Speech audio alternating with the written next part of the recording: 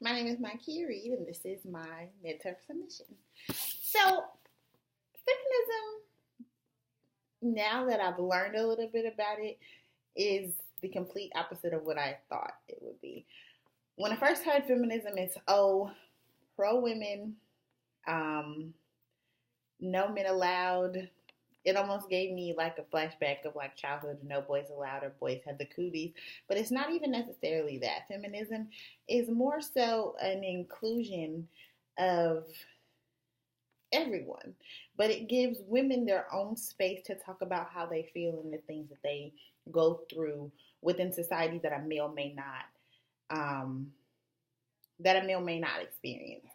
Um, Patriarchy is another term that I knew it existed, but I never really gave a name to it, which most people are naive or ignorant to the fact that patriarchy is the name for the societal norms as we know it.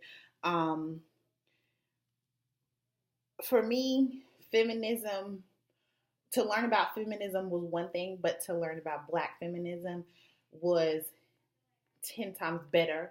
And then to add to it this semester, learning about the crunk feminist now is giving me a place to belong.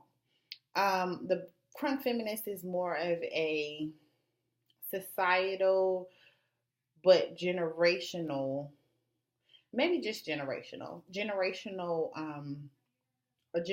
thing where it's okay for me to like hip hop music. It's also okay for me to be a Black woman. And then now you just created a name for it. You're going to call me a crunk feminist. And for it to stem from something hip hop feminist where I enjoyed learning about them, but to now know that there's something that's even better that includes everything within my generation is just, it's interesting to me, and I really like the fact that that's there. But as a basic definition for a Black feminist, for me, is going to be somebody who is sticking up for what they believe in, but also letting other people know who may not be societal norms that there's a place for them as well. You're going to now include trans people, intersectional people, and people who don't necessarily identify as a specific gender. My favorite piece from this class so far would have to be the beginning section that we chose to talk about within the Crunk Feminist Collection at the Patriarchy. This broke down a lot of feelings that I already had and thoughts and beliefs for me, and just kind of connected them to let me know that somebody else felt the same way, and to also give more meaning. It is like Dear Patriarchy, reading that was a conversation for me that I'm going to have in a past life, or in the next life, or that I've had in a past life, because it was almost so personal for me to finally say, forget this, I'm going to do and be who I want to be, and I'm going to believe in what I want to believe in, and there's nothing you can do about it. So that's why it was important to me. I also like that it breaks those social norms. It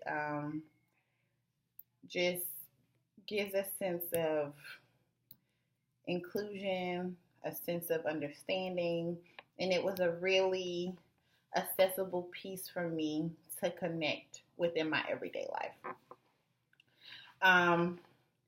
The event that I chose to speak on, that I'm going to connect to that, is going to be the release of the movie Nappily Ever After.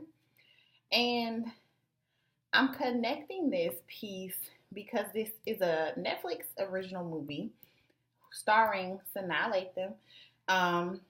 She is the main star of this movie, and she's also a producer of the movie. And within the movie, when it first starts, it gives us flashbacks of her life, of how she's taught that her hair should always be straight to be accepted.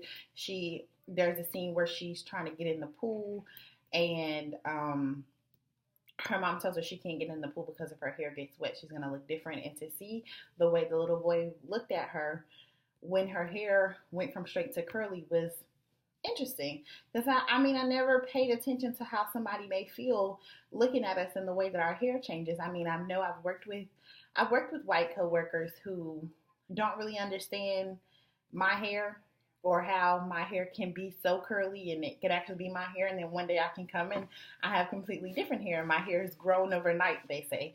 It's interesting. So to watch that and her evolving as a little girl, and that's what she's being taught, was really interesting. But within the movie, she starts off this happy person, and then as her moods change, her hair starts to change. She wants to change herself as a person, so she goes to a shortcut that's still straight, and then that doesn't work out. Her hair ended up getting wet, and then she shaves it. For her to shave her hair in that moment, and for a viewer like myself to actually watch dialogue and read different blogs and things to know that she actually shaved her actual head for this movie was very eye-opening. You never realize how connected you are to your hair, or how many emotions that your hair can hold, like, and feelings, emotions.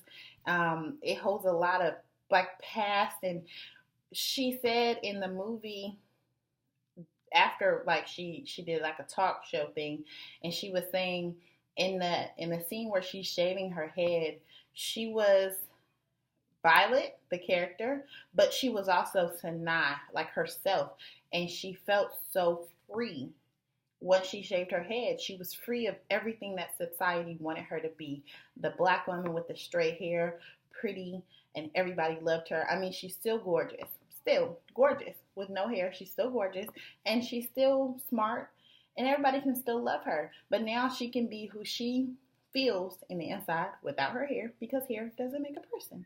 But I connect that to the crunk feminist because it's like she is destroying the social norms for black women. She's letting go of that straight hair, or what people in society may want our hair to look like, and she is being naturally her. And she spoke to a lot of different people. Definitely spoke to me, because I know growing up we learned that it's a saying that I've always heard: when a woman changes her hair or cuts her hair, she's about to make a life change. And I personally have watched my mom go through phases where she'll just come home with no hair, and it's just like, okay, cool. But it's interesting to see that you can still be that same person without the hair. Hair doesn't make a person. The second event that I want to talk about, and I'm going to connect it to Melissa Perry's Crooked Room, as well as Punk's Bulldaggers and Welfare Queens, the Radical Potential of the Queer Politics, is I read an article about a waitress she was a black waitress. She walked over to a white mom who was having issues with her toddler at the restaurant. The toddler was really upset, so it kind of was hard for her to feed herself as well as feed the toddler. The black woman sat down and to help her feed the toddler and allow her just a little bit of peace of mind and a break to eat and kind of just relax. It was interesting to me, though, because if it was a white woman as the waitress and a black lady, would they have made an entire article about it? Like, I understand that it may have helped the woman and it probably gave her a great sense of relief, but why was it something that they felt like needed to be publicized? I mean, I think that I connected it to those pieces just because I learned within a plethora of different classes, or just different classes in general, that society puts us within a social class and that's where they expect us to stay. Like, it's okay for you to be the waitress, but you'll never be more than the manager. You'll never be the owner or part owner, because that's not where you belong. So, and then it's also connected to the story that's told within the article, or in the reading, that Bill Clinton helped this woman on welfare, and that her children became so much more than what she was, but she was only given domesticated jobs because that's all we're known to be able to do. So it was just interesting for me to see this black lady waitress this black lady, she's a waitress, taking care of this white baby, and this is something that you guys wanted to make an article about. Well, I don't understand why it was such an amazing sight for people to see. Like, it's just not something that could be done. It just black feminism is, to me, going to address all of those things that make us uncomfortable, and that's just one thing that made me uncomfortable. It is an understanding for the way that I believe, the way that I feel. Like, it, to me, it gives words to everything that I've already felt, and gives me more understanding. As far as this project completely, the hardest part would be for me to find a quiet place to actually record this. And it was actually kind of hard for me to voice how I feel about certain topics and what I wanted to say and how to say it, just because I know how I feel, but sometimes it's hard for me to put it in words. And also,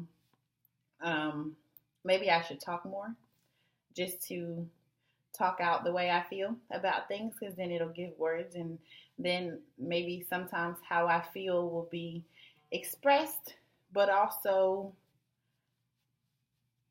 corrected where I may be wrong in feeling, or where I may be understanding something the wrong way. I really enjoyed this project because it allowed me to not only voice how I feel about certain things, but also show me how much I've learned within this class and the class before this that we took on black women in the 20th century. Thank you.